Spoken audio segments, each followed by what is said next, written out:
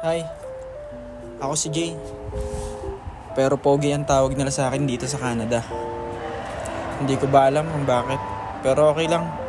Sounds good. So, bali kaka-out ko nga lang pala. And, di ba maliwanag pa? Bali 8 PM ako nag-out pero ganyan pa yung paligid. Sobrang liwanag pa, parang umaga lang. Dahil spring na nga dito ngayon sa Canada. Tapos, ngayon lang ako nakapag-out ng ganitong oras. And then, nakabike ako. And itong bike is binigay lang to sa akin nung katrabaho namin. So, magbabike lang ako in siguro 10 to 15 minutes. So, nandun na ako sa apartment. So, tapos itong daan na binabagtas ko. Binabagtas talaga. So, isang diretso lang yan. Medyo paangat siya ng konti kaya medyo hirap ako pagka pauwi. Ayan. Pero pagka papasok naman, mabilis lang. Siguro mga 7 minutes. Nandun na ako sa store. Ayan, 'di ba? Diyan lang yung store yan sa likod niya, mga puno na yan. And then, ayan, 'di ba? Konting hinga kasi ang hirap talaga paakyat po kasi yan eh. Pero ayun, malaking tulong na nakabike ako. Dahil mas convenient siya sa akin ng kaunti. Yan. Tapos itong side ng kalsada na to para silang bakanteng lote. Siguro sooner or later magde-develop din sila dyan ng apartment pa. Kasi doon sa bandang una, may dine-develop doon na apartment. Siguro mga ilang taon pa baka i-develop na rin nila yan. Kung anumang establishment ang lalagay nila dyan. So yung building na yun sa una is din yung building namin. So malapit lang, di ba?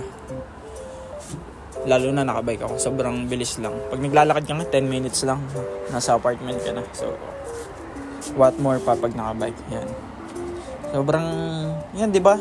8 PM na yan pero maganda pa rin yung view, parang may araw pa, di ba? Parang umaga pa or ano. Pero 8 PM na po yan, kaka-out ko lang. Tapos sa summer mas magtatagal daw yung daytime. Siguro baka hanggang 9 PM daw is ganyan pa yung paligid. Kaya konti lang yung halos itutulog sa gabi. So yan na yung apartment, first building. So hindi po ako dyan nakatira. So doon pa ako sa dulo. Yan, di ba? Ang ganda ng view dito sa apartment namin. Sobrang relaxing niya. Pagka gigising ka sa umaga, punta ka sa veranda. Yan. Napakaganda ng view. Tapos kung may mga nababasa kayo ng mga vlogs, videos na somehow discouraging na pumunta dito sa Canada. Dahil nga sa mga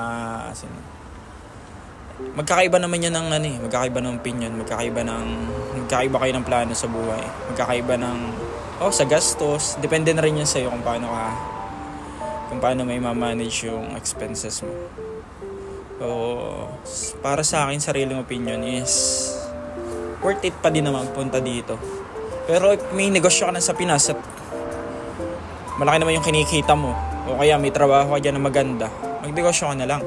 O kaya magstay ka na lang dyan sa work mo. Kung malaki naman yung sinasik. Siguro kung nasa ka dyan ng mga around 60,000 above. Pero mataas na posisyon na siguro dyan sa Pinas yan. Huwag ka nang abroad. Dahil mahirap pa din namang malayo sa pamilya. So ito yung apartment namin.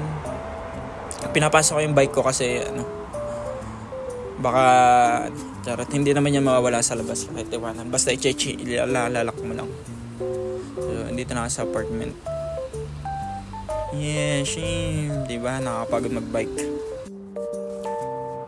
Sa una lang naman nakakapagod magbisikleta, pero pagka nakasanayan mo na siya, mas convenient na. Dahil kagaya nga, spring na, then going summer, hindi na ganun kalamig. Hindi na maninigas sa mga kamay mo, ang tenga, pag nagbibisikleta. Dahil papunta na ng summer. Siguro hanggang September or August daw ang summer, parang ganun. So mahaba pa. Kasi May pa lang, April pa lang yun. May, June, July, August. Almost 5 months pa. May enjoy ko yung pagbabike. So ito yung 5th floor. Yan. Di ba para wala tao, pero madami nakatira po dyan. Yes. And Diyan lang kami sa tabi mismo ng elevator. Yeah. Bagong lipat lang kami dito. Siguro mga 3 weeks pa lang kami. So yun lang. Bye-bye. Pag may tanong kayo, comment lang kayo. Then sasagutin natin kung makakatulong tayo. Bye!